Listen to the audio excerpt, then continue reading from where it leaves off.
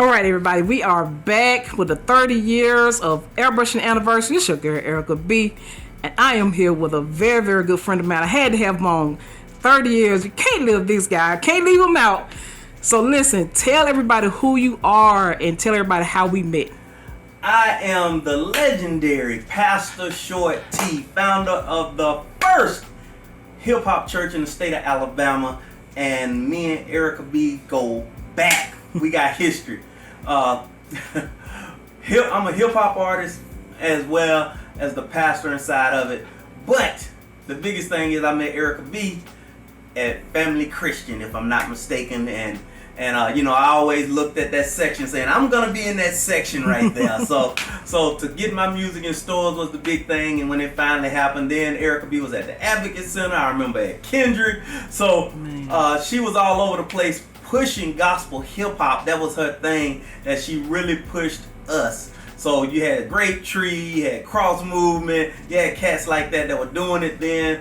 It's amazing how this thing has evolved now. But still in the game, still doing it, still want these young cats to keep doing it. Here for them. They call me the OG of this thing, so I'll accept that. I'll accept being the OG because I've been in it over 20 plus years, strong, still doing it. But the main thing is all about saving souls. Exactly, man. And listen, I think between you and Guys Guild, I don't know who got the most items airbrush from your apparel, but I think you got everybody beat with the Blazers though. If y'all can see this in the background, you know what I'm saying? This the Blazer King right here. I don't know, did we leave something out? I know we got 4 here today, but I don't know. I don't even remember how many I did. I know you got a lot of jumpsuits, jerseys, found a bandana that you even did. What? Wristbands. What? Couldn't get to the t-shirts and stuff. Okay. But all sorts of things that you did for me. Erica B has been doing this thing for me since I first met her. And the biggest thing I always told her, I said, you got to get where you're mobile. And that's the biggest thing that she did that's blessed the kingdom for sure. Wow, man, that's amazing. Now we sitting up here talking about that earlier about, getting mobilized, and that has been a blessing to me going to the ballparks. I think, have I seen you at a ballpark somewhere? I know you seen my tit set up somewhere. Yeah. You used to be there all the time at Penson Valley. So matter of fact, my son has a helmet that you did.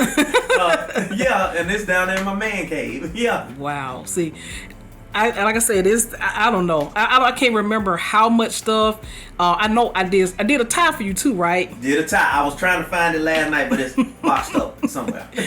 Wow, cool. So talk to us about. I guess this is something that I always like to hear you talk about. You're one of the first person to really explain to me why it was important to have the arts, as far as graffiti, arts, airbrush, as a part of. You broke it down, all the elements of the hip-hop culture. The hip-hop culture, when we talk about the 5 elements, most people don't parallel it to the church. And when I was going into that pastoral realm, I had to explain every aspect of it. As we look at it, the MC, that's the pastor, because you're controlling everything. You're the one on the mic, so you have the audience's attention. Then you talk about the DJ. The DJ is the worship leader, so that parallels with that. Your praise dancers, that's your b-boy element. And then if you want to take it a step further, you as the graffiti artist, you are like the other artists that were in this thing, that were drawing the big picture or giving the vision to go forth. And then if you want to even take it a step further, when we get into the clothing, that ties you in as well. That ties in the graffiti artist. So we have all the elements of hip hop that are within the church, but most people don't understand it, how they parallel. So when I'm looking at it, and we brought the hip hop churchiness to the thing, the alternative, when we brought that in, I said, we got to have graffiti. We got to have the dress. We got to have the DJ. We got to have the lights. We got to have that environment that will be hip hop, that God can come in and dwell there and the Holy Spirit can move. Man, there you go. And I was a part of a lot of events with Pastor Short T. Oh my God, I just thought about this. I remember we went to Holy Hip Hop and we had a table together. Yes. Out there in Atlanta. Yes. And that was the first time I had ever been to I was so excited to go. And we partnered together. I know you probably got the pictures and, send them to me too. And I remember that experience because I actually spent the night with my god sister over there. Mm-hmm. And she came out too. She came to help. She loved it. I mean, those were the days, man.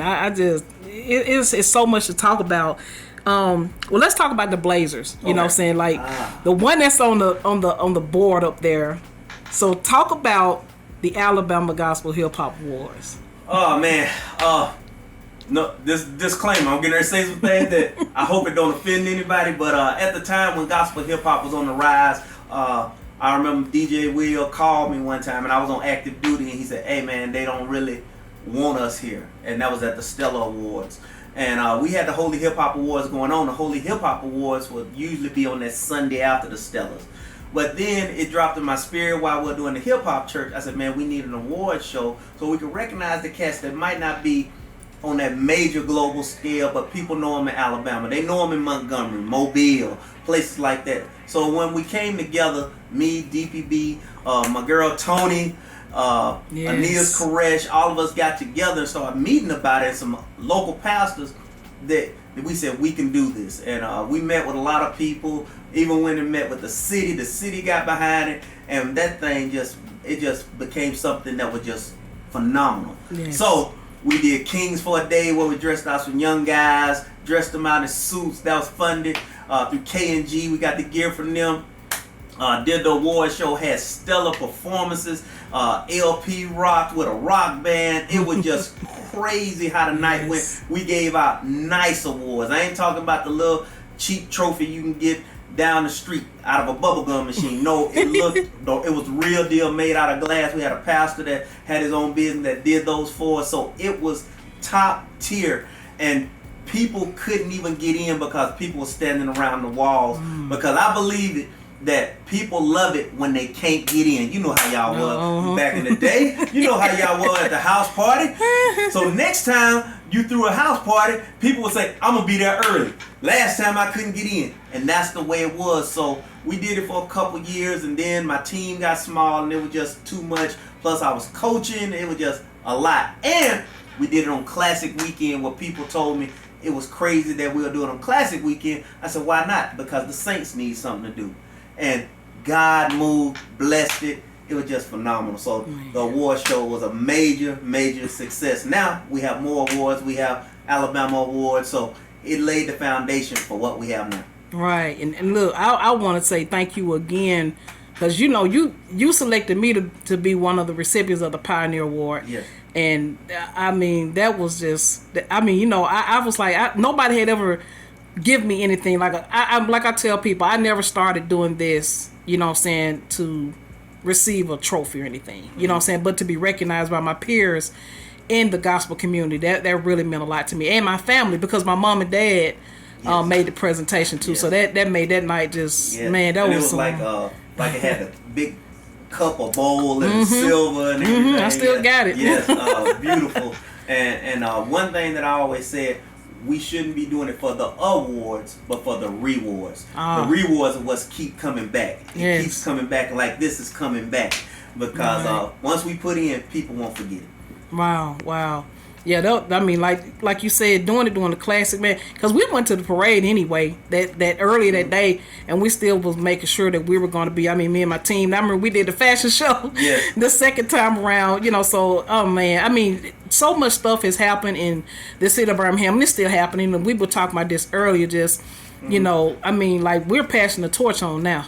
You know what I'm saying, to the next generation. That's it. And you know, say if y'all I can, there's so many stories, man. I just remember, let me see, that was another time when I first was in the presence of Ricky being forgiven.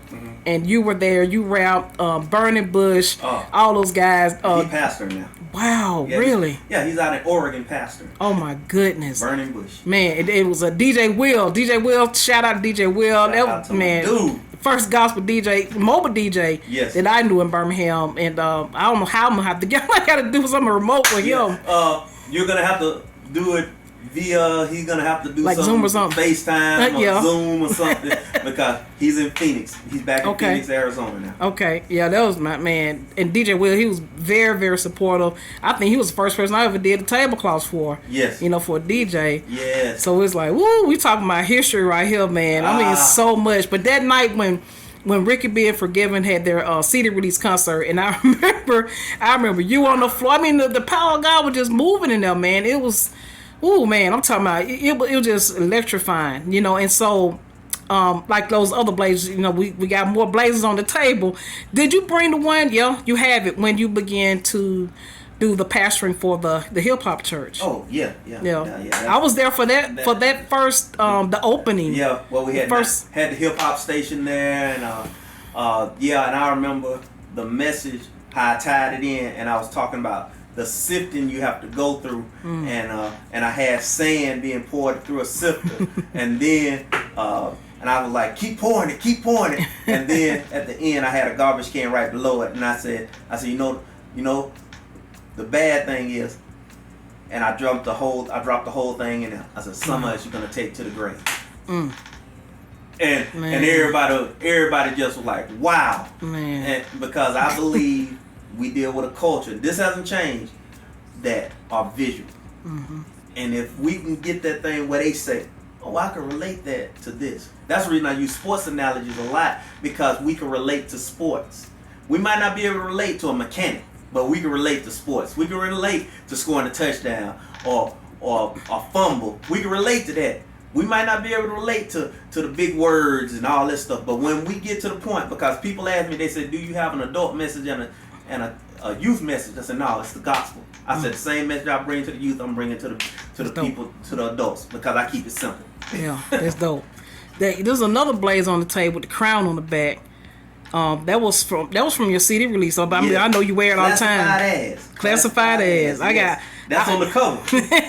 As far as I know, I got everything you ever recorded. Yeah. I got everything. Yes. One of my favorite memories as well, when you were literally in Adidas gear. Well, you was doing it bad. Yeah. Like LL went Mount Morton Conquerors. I did the full jumpsuit, the Kango and all that, put the chain on, did all that. Yes. Man, that was an unbelievable night. Boy.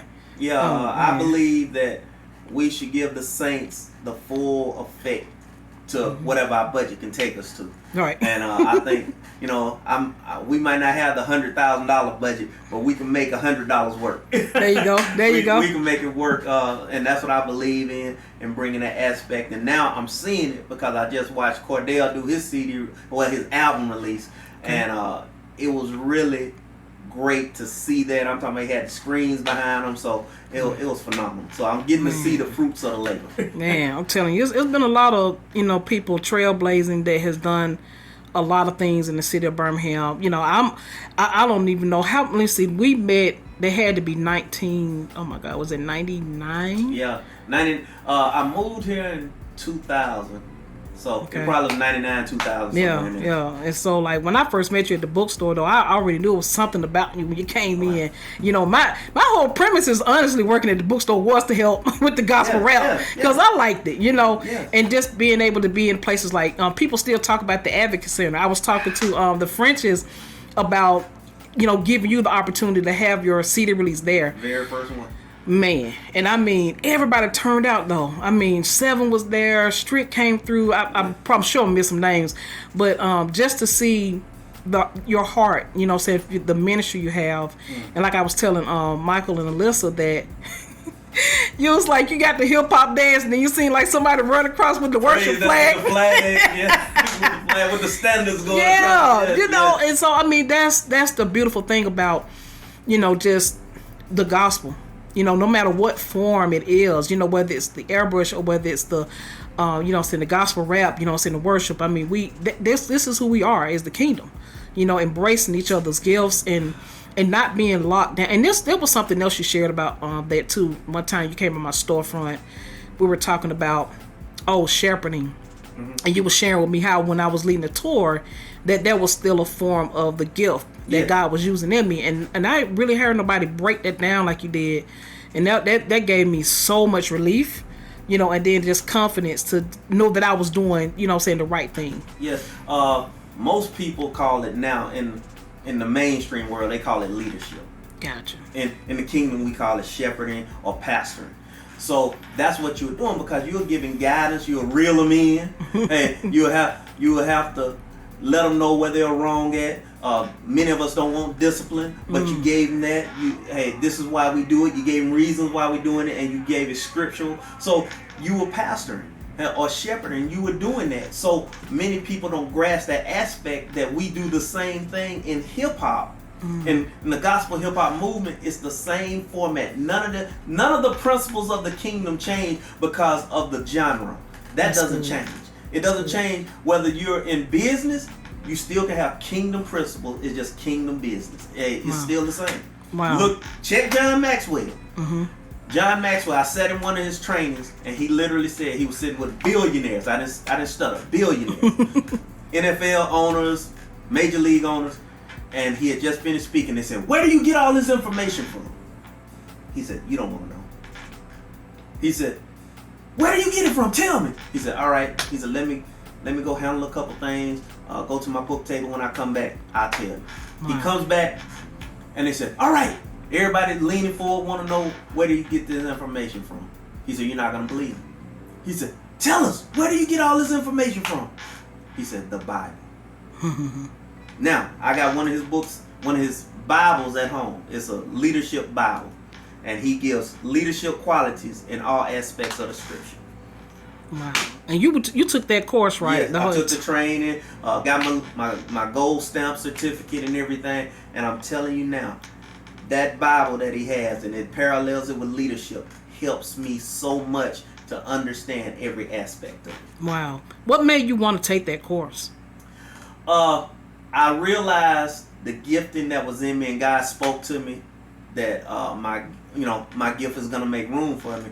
And I'm like, "Yo, I'm doing hip hop," and he was like, "But your speaking is gonna take you further." And I was like, "Okay."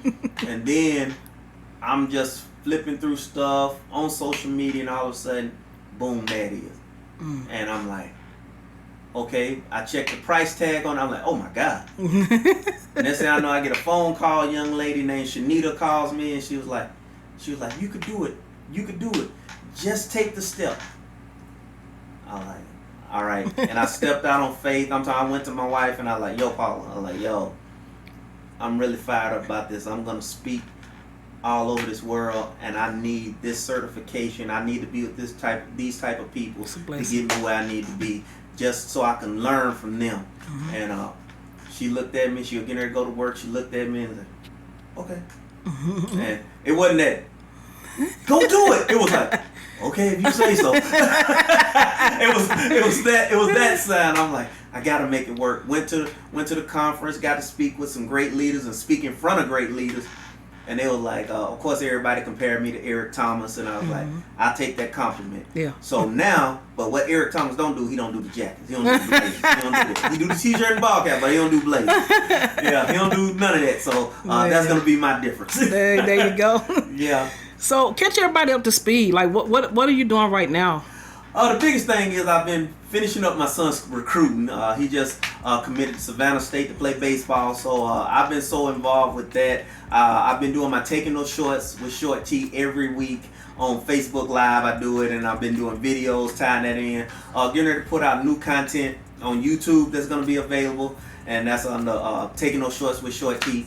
Getting ready to start putting out content that'll help you to grow, as well as once I get him off to college, I'm going to get back in the studio, put out some things. I got a mixtape that's coming. Oh, wow. It's going to be a speaking mixtape that is going to be totally different than what most people have put out. It's not going to be where you got some beats behind it and then it's like track one. No, it's going to be what we're used to, a hip-hop mix CD that's going to inspire, touch, and save souls.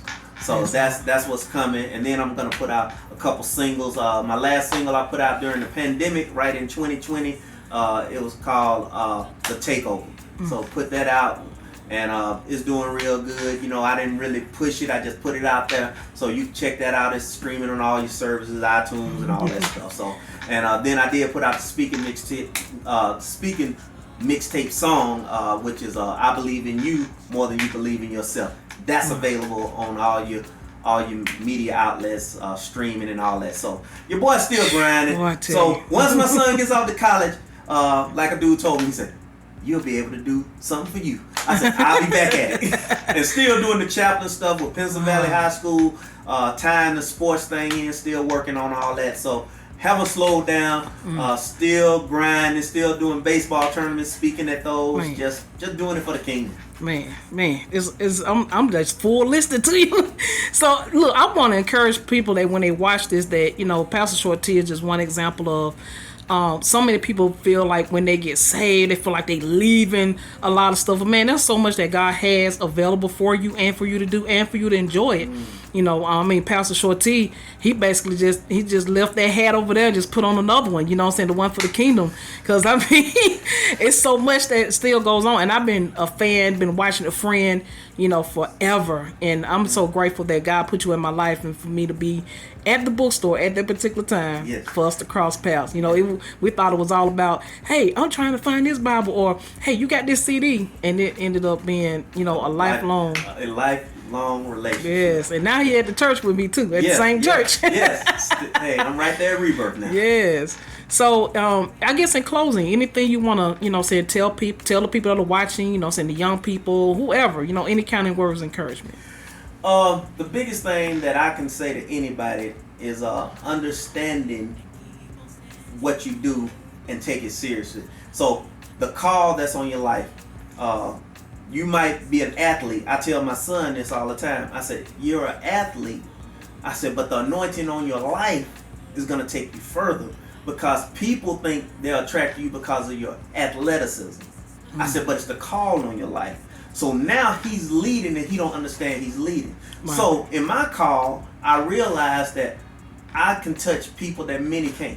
So in that call, I take it seriously. So if I'm coming to your event to speak, I take it seriously. Whether I'm speaking to 5 or I'm speaking to 5,000, I take it serious. I'm fasting, I'm praying, I'm before the Lord. So when I come there, I'm not full of chicken. I'm not full of pasta salad. I'm full of nothing but the Holy Ghost, and I'm going to release everything I got. And I teach athletes this. I said, leave it all on the field. So I'm going to leave it all right there on the altar. And when I leave out of there, if I'm drained, so be it. You have to carry me out, so be it. But I believe that when I come, this is kingdom. When I step in, God is filled me so much that you got to get changed because of the Holy Spirit that's coming with me. And that's going to be the change right there. Man. Yeah. Boy, I can't tell you, I got to leave an offering. And that's my heart right there. Yeah. So if you just, like one of my lines is, if you want more than rap, then call Short T. There you go. Wow. Man. Man, you got me like, I'm over here like, I need a notebook. Hey. Well, good thing I can go back and play this back. Well, we haven't had the opportunity, and I love when we could just chop it up. Yeah. Because I don't have those type, because I stay so busy, I don't have them type of groups that I'm sitting with just chopping it up where we just sharpen each other. So when I do get with people that we can sharpen each other, it's just like, wow. Yeah. Yeah. Did you just say, whoo, that was hot right there. So that's what we got to really show this generation and this culture, is that we feed off each other. It's just like if I sat down and wrote a rhyme and I come in the studio and my boy Forgiven's verse was hotter than mine, I'm like, oh, I got to step this up. So I'm going to rewrite it. I ain't ready yet. So I'm going to rewrite it. Aeneas Koresh, rest in heaven, my brother. Yes. He would call me and he said, Short. I was like, yeah, what's up, man? I want you on the track. I said, all right. I said, you got the track? Yeah. And he sent it to me. I said, when you need it. You just tell me when you're ready. I said, don't do that. I said, don't do that. And he said, what you mean? I said, tell me when you need it so I can be ready. I said, if you don't give me no deadline, I won't have it ready. I said, so he called me one night. He said, can you be available Saturday? And I said, yeah. I said, I got you. We get to the studio. I blaze the track. I don't even know what the name of the song was. It was just guest appearances on it. And I blazed the track, and he was like, when'd you write it? I said, last night. Wow. About midnight. And he was like, I knew it. I said, oh, I work better under pressure. But what I'm saying out of saying all that is that people know who they can count on, who they can call on, because I establish myself on the integrity of who I am. And if I say I'm going to do it, I'm going to do it. If you tell me you need me for a date, whether you're paying or not, and I accept, I will be there. So that if I can say anything to anybody, hold yourself accountable, take the call seriously, fast, pray, let God use you, and keep your word. Man, I'm gonna tell you something. Everybody that's watching, if you didn't get anything out of this whole interview, you better take that right there. So, Pastor Short T, it's been a pleasure as always. Anytime I'm in your presence, I thank God for like I said, the long friendship. This is a legend right here sitting in front of me, guys. I'm just glad to be a part of your life, and thank God for the connection. You know, like we said before, kindred spirit. That's it, and we're gonna keep building. We're just gonna keep building. Hey, I got too many more years left, so we got plenty to build. There you go. Very, very good encouragement. Well, this your girl Erica B. We're continuing this marathon. The journey continues with the 30 years of airbrushing celebration, and we're out of here. For real? Yeah, we might do a robe. I'm just gonna get the little sleeves out. out. Robe. Yeah. That's what's up. Yeah, because man, oh my gosh, we're gonna do the apostolic thing and do it our way. Cause I brought that up to Apostle Broad. I was like, hey man, I'm looking at getting a robe, but